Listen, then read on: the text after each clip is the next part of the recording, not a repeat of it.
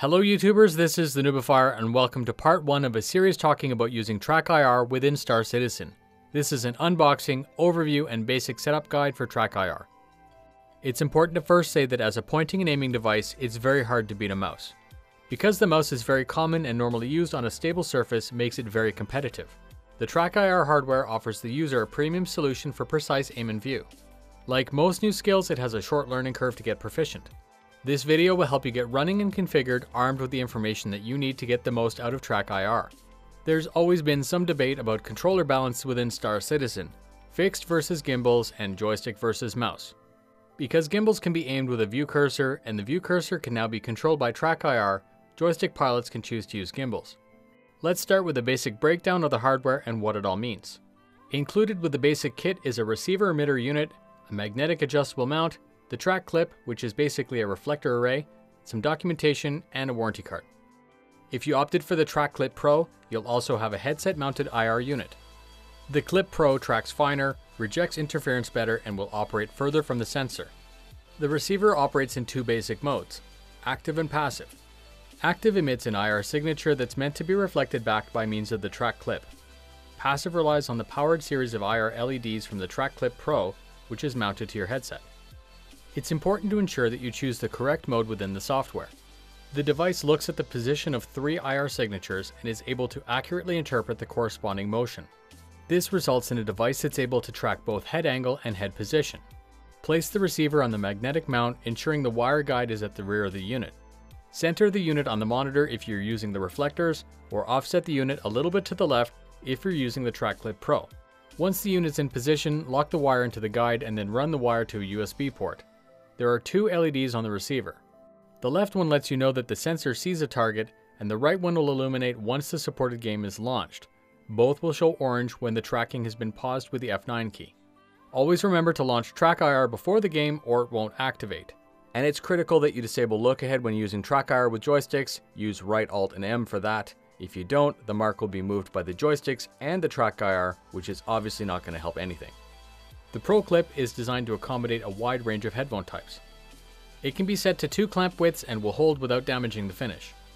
If you're experiencing odd behavior near the edge of range of motion, examine the angle that the track clip makes and take measures to align it facing forward. You may want to tack both wires together to make it easier. I use the ones that are included with the mod mic, which I have linked in the description. The Track Clip Pro hangs off the left side, which is why the receiver unit should sit a little bit to the left on the monitor. Download the most current software from Natural Point and install. Plug into an appropriate USB and launch the application. You should first select the mode that you're using, Track Clip or Track Clip Pro. Place your headset on and carefully adjust the IR array to sit vertically. When looking neutral, press F12 to reset the view and then select Camera View from the drop-down. This view should display 3 green balls. It's a visual showing you what you look like to the sensor. If you see red in this screen, that's the software letting you know that it's having trouble, either an obstruction or interference from another heat source.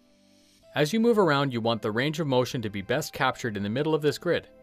When looking straight on neutral, it's fine for the green balls to be a little bit offset to the left. You'll see that as you look right, the shape of the clip exaggerates the motion. Ideally, you'd want that tilt range equal for both left and right. Physically aim the sensor until you're able to move freely without losing any green dots. I will be doing some videos in the very near future explaining how I configure for different curves. The software has 2 main pages, Basic and Advanced. On Basic, you have 2 basic functions, speed and smoothing. These are meant for broad adjustments and they alter the software globally. The defaults are set to 1 and 10. Adding speed makes the system react quicker, but may make it seem less natural. Adding smoothing will flatten out the jitter. The default is 10, I prefer 1. Advanced allows you to manage your profiles in greater detail, plus switch, copy, and export your settings. There are some hotkeys, the most important being F12, which by default is to reset. I have F12 bound in voice attack to the command Center Helmet. It's normal that as you're playing, you're going to want to reset the view. Place your head in a natural forward-looking position and hit F12. You can also pause or engage precision, which I will cover in a future video. There's 1 on-off checkbox per axis. Clicking off stops tracking in the corresponding axis. Within starcitizen, I usually only have yaw pitch active. However, this is personal and there are situations where you may want to activate others. The motion curves allow you to fine-tune the ratio between your head movement and the view movement. By default, the curve is a 1:1, which is a basic starting point. Stay tuned because in the very near future, I'm going to be publishing 3 setup videos discussing details on how I set up curves. A video detailing the settings for aiming gimbals, curves for fixed weapons, and curves for use in dismount or Star Marine. Thanks very much for spending your time with me today. If you're planning to look into TrackIR, please use the promo code in the description, which will save you $30 on checkout. My goal is to grow this channel, and I can't do that without the help of citizens like you. Please link this video to a friend, and stay tuned for more in this series. Fly safe, and I'll see you in the verse.